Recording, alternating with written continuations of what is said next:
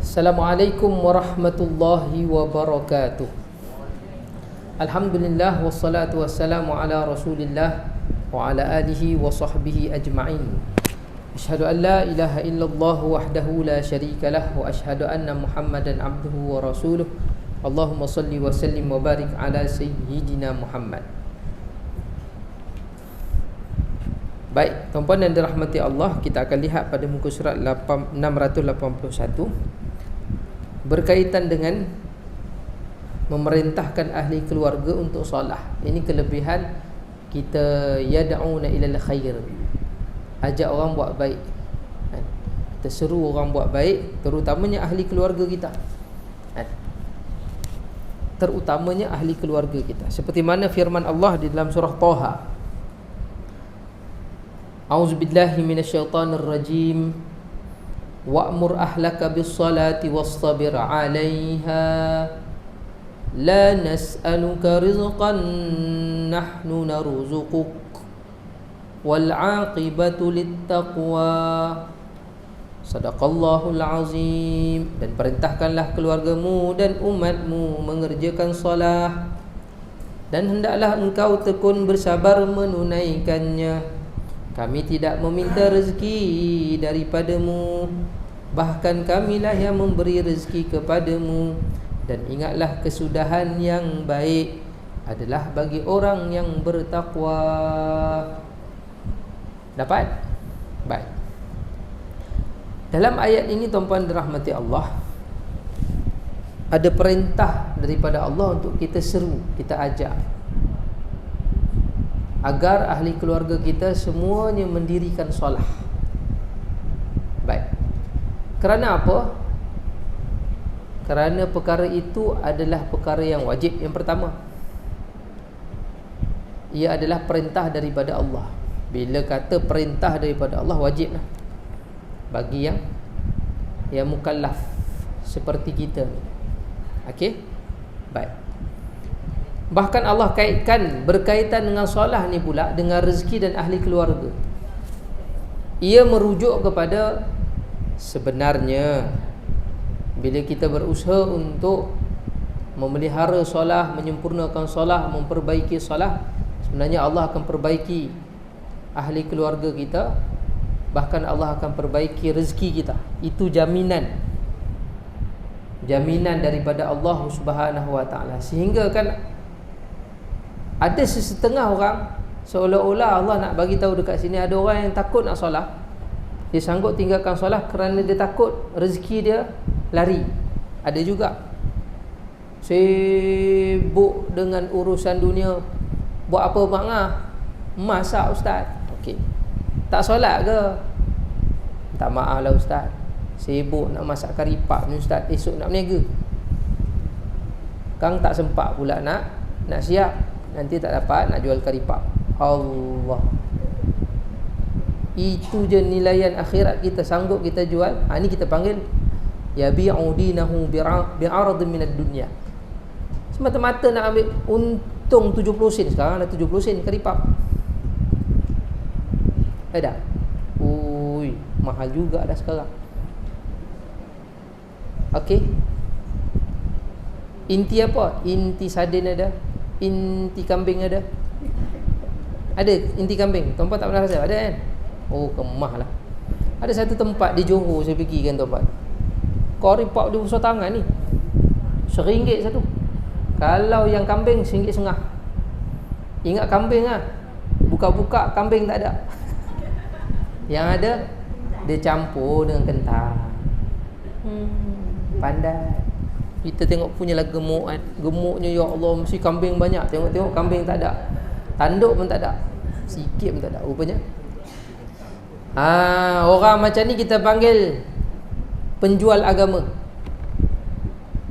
Dia beza tau, menjual agama dengan menunggang agama. Dua benda tu kena ambil perhatian. Saya nak bagi tuan-puan faham. Jual agama macam mana? Macam tadi contoh dia. Pasal apa tak semayang mat? Ustaz tak nampak ke saya tengah sibuk ni melayan apa? Melayan customer ni. Customer, apa masalah dengan customer?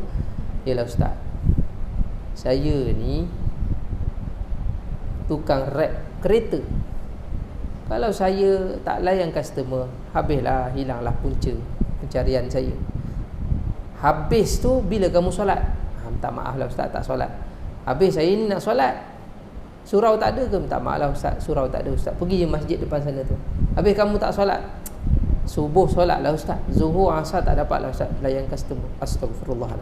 Ni kita panggil orang yang menjual agama kerana habuan dunia. Zaman kita ni banyak, dia tinggalkan urusan akhirat dia, padahal dia hanya perlu memberi masa sedikit sahaja untuk urusan akhirat. Solat kalau subuh berapa 2 rakaat dalam 5 minit 10 minit dia.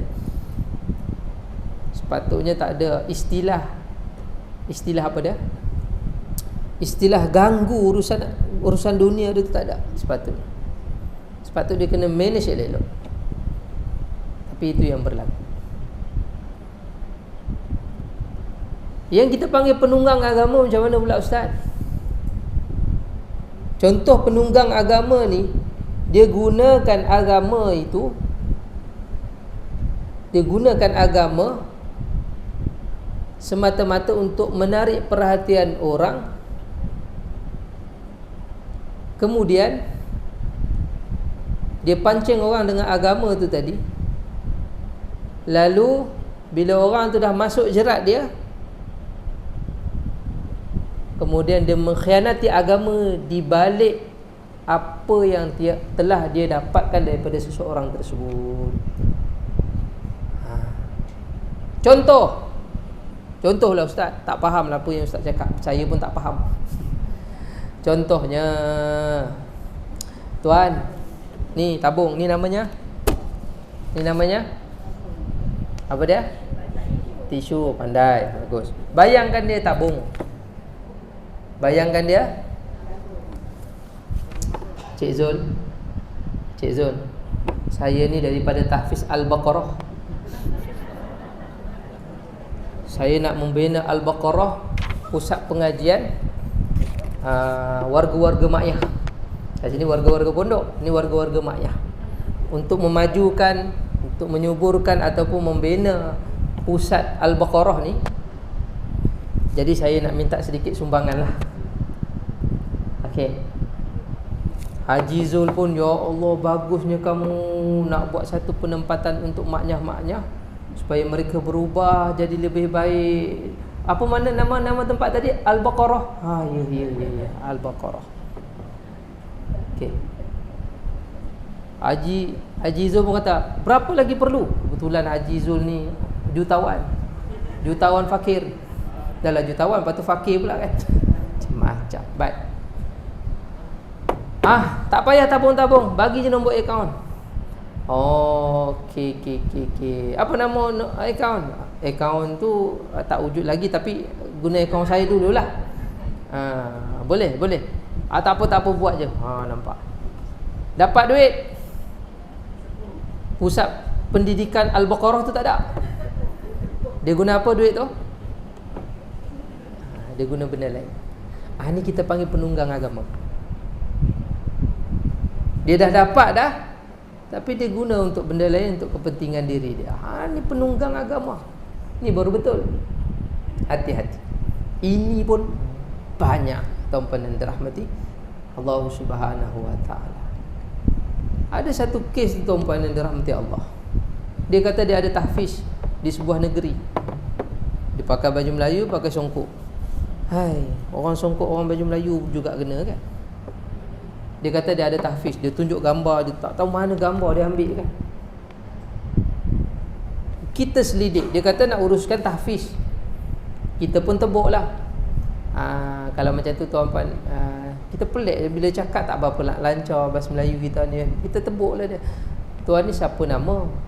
Bagi nama. Duduk kat mana? Cuba baca Al-Fatihah. Kat situ mula kantoi. Tuan-puan kalau jumpa penderma macam ni, penunggang agama macam ni, tebuk dia. Kata nak buka tahfiz kan.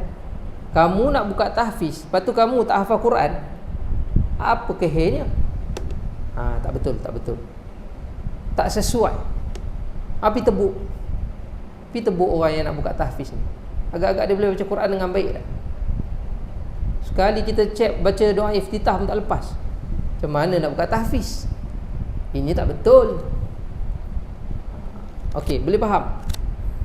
Dia orang menyamar, ambil kesempatan kat situ. Jadi boleh fahamkan, satu penunggang agama, satu lagi penjual agama. Sebab tu nak tahu al-barakah tipu ke tak tipu, datang al-barakah. Betul tak? Sumbangan-sumbangan masuk, al-barakah buat tak? Alhamdulillah banyak. Duduk sampai mati pula tu. Dahsyat. Jadi kita boleh tengok, kita boleh siasat benda tu betul ataupun tidak. Sebab sekarang ni ramai yang mengaku dia kata nak bawa agama, tapi rupa-rupanya di belakang itu ada perancangan yang baik, yang lain. Ini kita berhati-hati. Baik tuan-puan dirahmati Allah Subhanahu wa taala. Selingan sedikitlah berkaitan dengan perkara tersebut. Baik. Jadi tuan-puan dirahmati Allah, Allah kaitkan solah dengan ahli keluarga dan rezeki itu supaya kita ambil perhatian. Jangan sampai iman kita tergoncang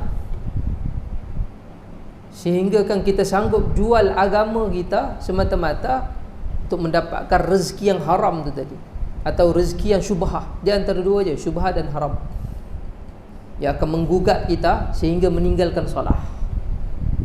Tapi syukurlah kalau Allah pelihara kita daripada semua perkara itu. Alhamdulillah. Baik.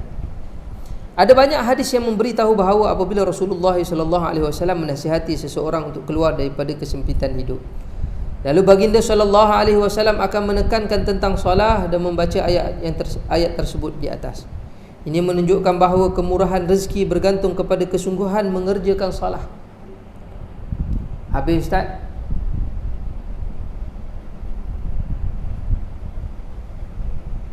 saya ni kerja, habis tinggal je lah kerja. Bukan, tangguhkan kerja untuk dirikan solah, bukan tinggalkan kerja tu tadi. Kita jangan salah faham.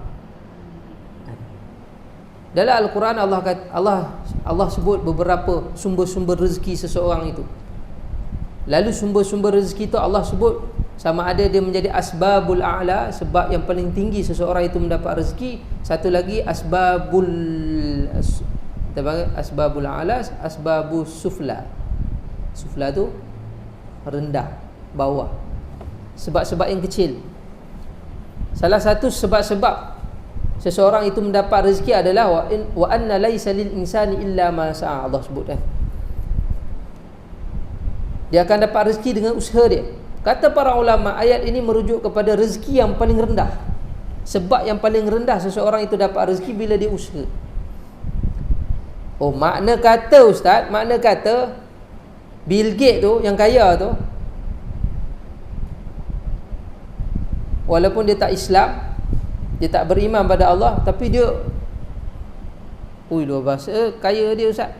Itu sebab usaha. Itu adalah asbab yang paling kecil. Allah boleh beri kepada siapa-siapa pun bila dia usaha. Itu takdir, perjalanan takdir dia. Sebab yang paling rendah kerana usaha.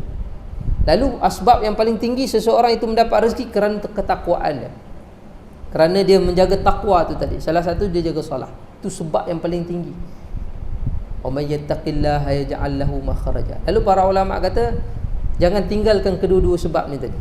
Sebab seseorang itu mendapat rezeki tu jangan tinggalkan, sama ada usaha ataupun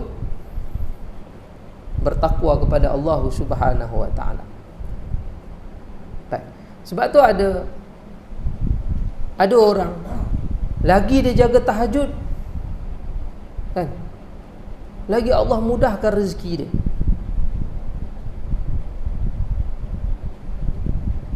Tapi ada orang cakap, kalau macam tu Bill Gates tu macam mana pula kita nak persoalkan? Bill Gates tu tak bertahajud pun tapi kaya aja. Nampak?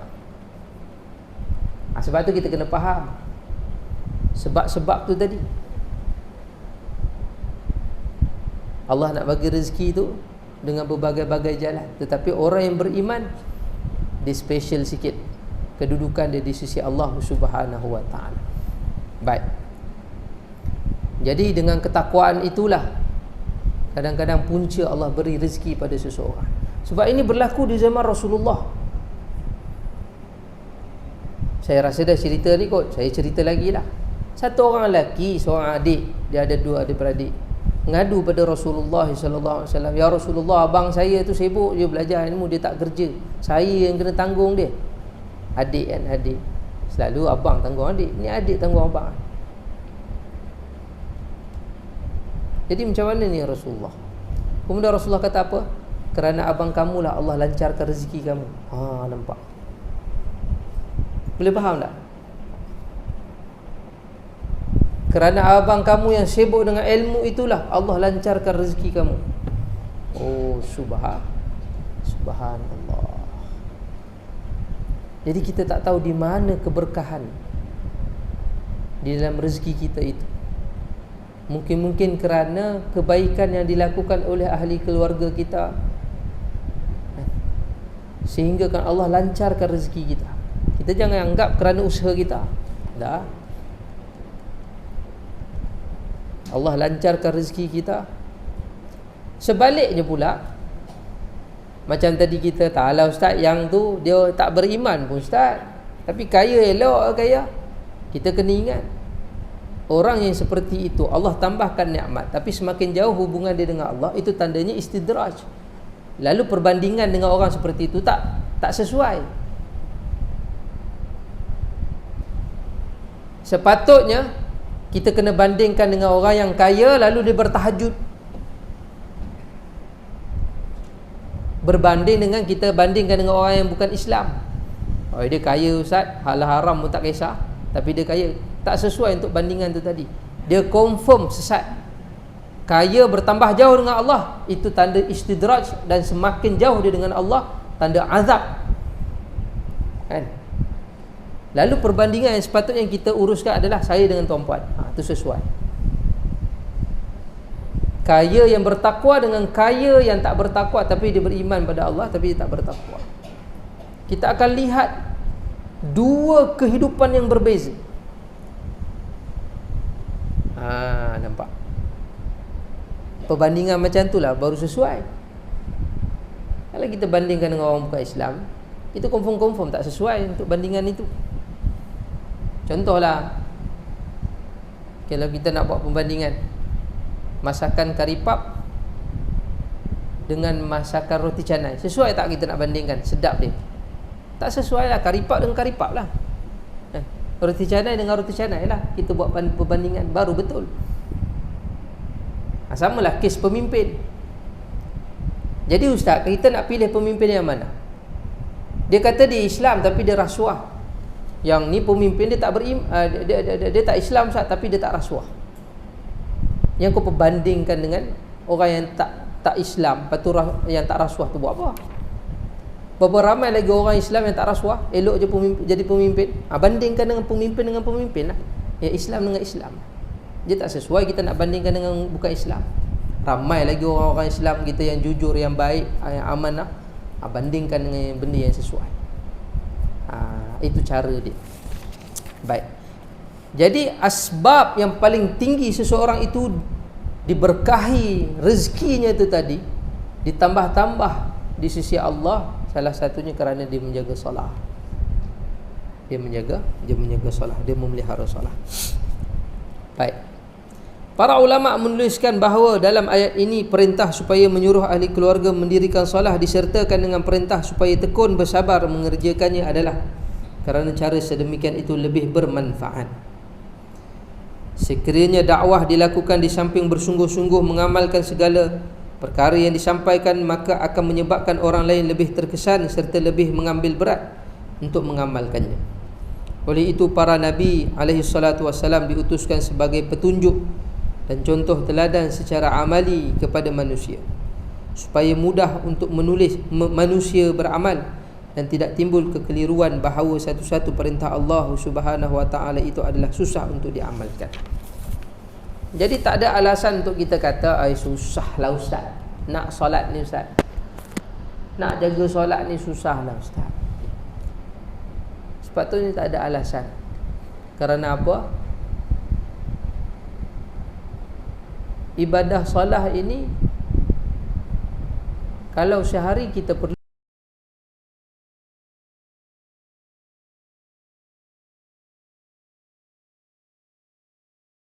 kalau satu hari kita kena solat berapa kali? 5 waktu. Ada lebih kurang 17 rakaat sahaja.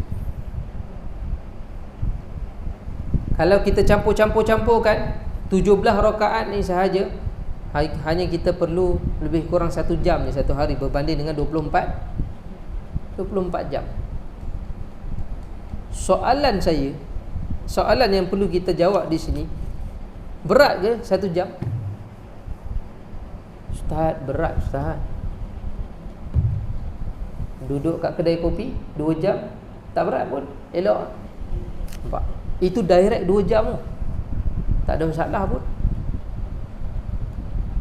Soalan kita kan, duduk depan TV 3 jam, depan sinema tengok cerita Mak Kilau juga kena 2 jam direct. Solat mana ada direct sampai 2 jam, 5 minit kan? Kalau yang kat Indonesia tu 1 minit.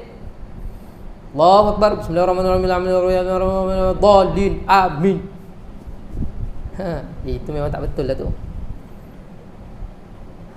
Nampak? Sepatutnya tak ada istilah susah. Okey, Ustaz tahu tak saya ni sibuk, sebab tu saya tak dapat nak solat Ustaz. Siapa lagi sibuk berbanding dengan Rasulullah? Cuba kita tahu. Siapa di kalangan kita yang lebih sibuk daripada Rasulullah? Haji Zul sibuk ke? Ustaz, saya sibuk Ustaz. Apa? Layan isteri Ustaz. Sibuk. Isteri Haji Zul berapa? 1 je Ustaz. Rasulullah 9. Siapa lagi sibuk? Cuba kita tahu. Rasulullah 9 yang hidup. Rasulullah ada 11 isteri, 2 meninggal. Yang kekal hidup dengan Rasulullah sehinggalah Rasulullah wafat 9. Cuba bagi tahu siapa? Bagi tahu saya, di kalangan kita lelaki mana yang lagi sibuk menguruskan isterinya berbanding dengan Rasulullah sallallahu alaihi wasallam? Kalau kita bagi alasan sibuk lah Ustaz, layan isteri, layan anak lah, apalah. Ustaz tahu tak Ustaz, saya ni sibuk, nak duduk makan dengan anak pun tak sempat.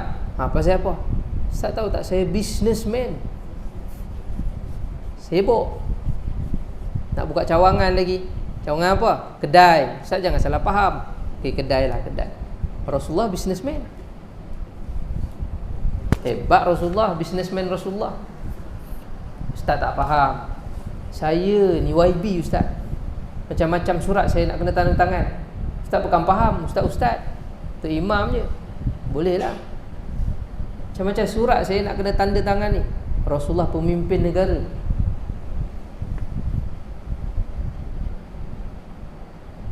Ustaz tahu tak, saya ni tentera udara Ustaz.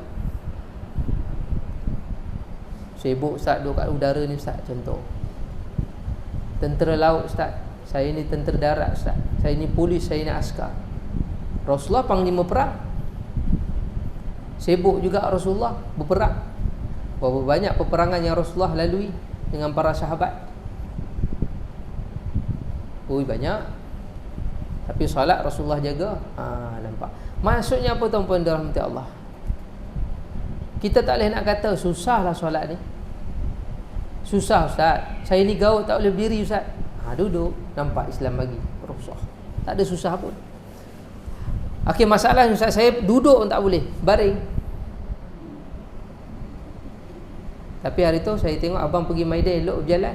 Itulah Ustaz, Maidan okey. Nak solat dia tak boleh Ustaz. Lain pula cerita ni. Jadi sepatutnya tak ada alasan untuk kita tidak solat. Sebab tu pengarang kita kata, tak ada boleh kita kata benda ni susah, perintah Allah ni susah. Jangan cakap macam tu.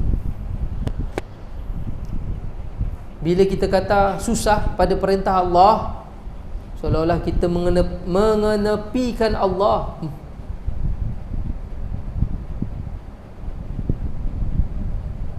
Bahkan tuan-puan dirahmati Allah,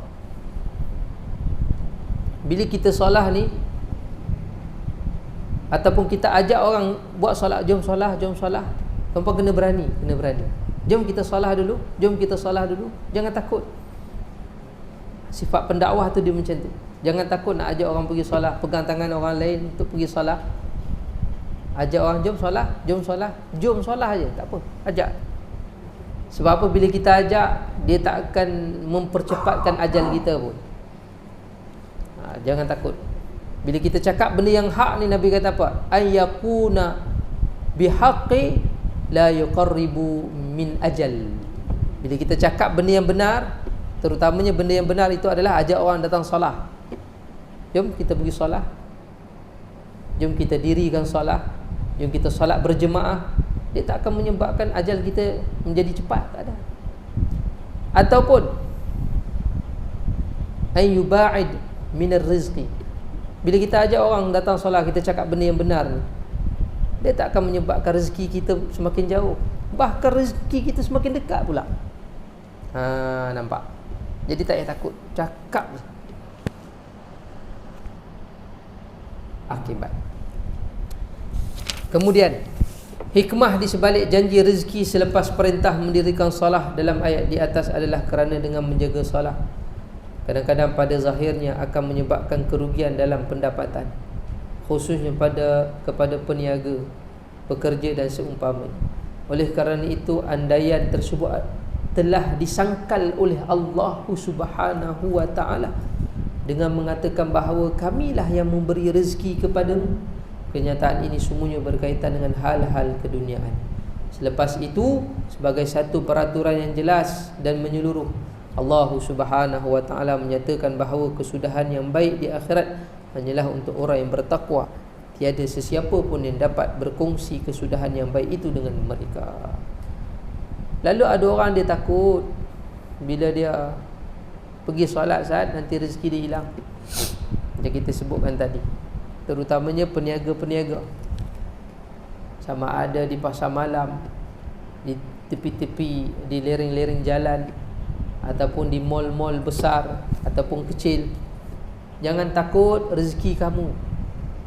Saya bagi jaminan, bila tuan-puan solat, tak akan berkurang sedikit pun rezeki, bahkan bertambah lagi barakah. Pesan dekat sahabat-sahabat kita yang masih sibuk dengan urusan perniagaan, mencari keuntungan dunia, cakap kat dia, saya beri jaminan, takkan hilang rezeki kamu walaupun sedikit, bahkan Allah tambah berganda-ganda. Samalah dekat wanita-wanita yang nak cantik, make up sana, make up sini, dedah sana, dedah sini. Bila kita tanya pasal apa, baru nampak kecantikan tu tadi. Bagi tahu dekat dia, tutuplah aurat kamu, takkan hilang sedikit pun kecantikan kamu tu tadi. Bahkan kamu sepatutnya memberikan kecantikan itu ditonjolkan ataupun dizahirkan pada orang yang layak sepatutnya. Pesan dekat para wanita, tutuplah aurat, takkan berkurang sedikit pun kecantikan kamu bila kamu tutup aurat. Takkan berkurang sedikit, bahkan bertambah ayu, bertambah sopan. Tak mula orang yang tinggalkan solat kerana takut punca rezeki dia hilang. Beritahu kat dia, pergi je solat, takkan hilang sedikit pun rezeki kamu. Takkan sesat rezeki itu tadi, takkan sesat rezeki itu, takkan tersalah alamat. Sebab tu saya teringat ada satu orang lelaki, dia bekerja dengan company bukan Islam. Bos dia kata apa? Aku bayar gaji kau untuk bekerja, bukan untuk solat. Bukan untuk solat. Jadi dia pun pening kepala, macam mana aku nak jawab dengan bos aku ni? Tuan, dia jawab apa? Tuan-puan boleh pegang ni ayat ni tadi. Anak-anak muda kita kena pegang ayat ni. Kita pun kena pegang. Saya solat ni supaya apa? Kerja saya bertambah kualiti. Kena bagi jawapan macam tu. Boleh faham? Dia kena pandai jawab sikit lah. Saya solat ni supaya kerja saya bertambah kualiti. Jadi you jangan takut, bos, you jangan takut. Saya solat ni, you akan tengok kerja saya lagi berkualiti, akan bertambah kualiti. Bagi jaminan macam tu. Ini jawapan orang yang bertakwa. Dia tak takut dengan manusia, dia hanya takut pada Allah Subhanahu wa ta'ala. Baik. Ya bunayya aqimis salata wa'mur bil ma'ruf wanha 'anil munkar wasbir 'ala ma asabak inna dhalika min azmil umur. Surah Luqman ayat 17. Wahai anak kesayanganku, dirikanlah salat dan suruhlah orang berbuat kebaikan serta laranglah mereka daripada melakukan perbuatan yang mungkar. Dan bersabarlah terhadap bala bencana yang menimpamu, sesungguhnya yang demikian itu adalah daripada perkara yang dikehendaki. Bersungguh-sungguhlah dalam melakukannya. Ini nasihat Luqmanul Hakim kepada anak dia. Luqman di antara satu orang lelaki yang disebut di dalam Al-Quran kerana sifatnya tu tadi menarik perhatian Allah Subhanahu wa taala untuk diabadikan di dalam Al-Quran. Ini cantik. Mungkinlah ada orang kata dia nabi bukan rasul dan sebagainya. Itu pandangan-pandangan. Tapi Allah sebut direct Luqman. Wa idh qala Luqmanu li banihi wa huwa ya'izuhu ya bunayya la. Tapi cantiknya tuan-puan dirahmati Allah, ini cara Allah nak bagi tahu dalam mendidik anak-anak. Seorang ayah berperanan besar dalam mendidik. Seorang ayah dia perlu berbual, berdialog dengan anak itu dalam mendidik itu tadi. Bahkan perkataan yang digunakan, ini kita panggil kaedah berbicara, berbicara dengan orang yang lebih bawah daripada kita. Ni tuan-puan lah. Tuan-puan ni lebih tua daripada saya. Jadi tuan-puan boleh ikut kaedah ni tadi dalam menasihati orang yang lebih muda daripada tuan-puan. Apa kaedah yang digunakan Luqmanul Hakim dalam mendidik anak dia, tuan-puan dirahmati Allah? Iaitu dia menggunakan perkataan yang paling halus, gelaran yang paling baik untuk menunjukkan rasa kasih daripada anak tu tadi, iaitu ya bunayya. Ya bunayya tu maksudnya apa? Wahai anak kesayanganku. Contoh kalau bahasa Arab, ummi. Ummi tu maksudnya ibu. Kalau ummi kesayanganku, umai. Umai. Kalau abi, ayahku. Kalau ayah kesayanganku, ya abati. Nampak? Ini dialog orang soleh Nabi Ibrahim terhadap Nabi Ismail. Ya bunayya inni ara fil manami anni azbahuka fanzur madza tara. Nampak? Laki juga. Ni cara, maksudnya perlu seorang ayah ni berdialog dengan anak dia. Tanya pandangan, bersembang dengan dia, membina hubungan itu tadi dengan baik, bertanya sesuatu, tanya pandangan. Okay. Lalu Nabi Ismail pun jawab, ya abati fa'al ma tu'mar. Diguna ya abati, wahai ayah kesayanganku. Nampak? Ini kaedah berbicara dengan orang yang lebih rendah daripada kita, maksudnya lebih muda daripada kita. Ini cantik. Okey. Jadi ya bunayya aqimis salah wa'mur bil ma'ruf wanha 'anil munkar wasbir 'ala ma asabak. Luqmanul Hakim dia pesan pada anak dia 3 benda. Lakukan 3 benda ni dengan sungguh-sungguh. Tuan-puan boleh pesan pada ahli keluarga tuan-puan 3 benda ni. Saya yakin masing-masing ada anak lagi, kan? Masing-masing ada cucu, pesan 3 benda ni. Usahakan suruh mereka jaga 3 benda. Yang pertama apa? Aqimis salah, dirikan salat. Yang kedua, wa'mur bil ma'ruf, ajak buat baik. 2. Yang ketiga, wanha 'anil munkar, cegah kemungkaran. Wasbir 'ala ma asabat, dan sabarlah apa yang telah menimpa kamu. Okey. Dalam ayat yang mulia ini beberapa perkara utama disebut dan sememangnya perkara tersebut sangat penting. Perkara-perkara tersebut merupakan perantaraan untuk segala kejayaan umat Islam, tetapi perkara itulah yang selalu kita abaikan. Tidak payah kita sebut tentang amal ma'ruf, kerana sudah hampir ditinggalkan oleh setiap orang. Tambahan pula kecuaian terhadap solah pun semakin berleluasa, sedangkan solah merupakan amalan yang paling penting dalam semua ibadat, dan dari segi kedudukannya solah lah yang paling utama selepas iman. Tidaklah payah disebutkan tentang mereka yang langsung tidak bersolah. Orang yang bersolah pun tidak mengambil berat terhadap solah secara sempurna. Khasnya terhadap solah berjemaah yang telah dibayangkan dalam Al-Quran dengan perkataan iqamatus solah, mendirikan solah. Hanya orang miskin sahaja yang berjemaah di masjid. Orang kaya dan berkedudukan tinggi seolah-olah berasa malu untuk pergi ke masjid. Fa ilallahil mustaka, hanya kepada Allah lah tempat mengadu. Ini satu pandangan yang pengarang kitab sebut. Bukan nak merendah-rendahkan orang kaya ataupun meninggi-ninggikan orang miskin.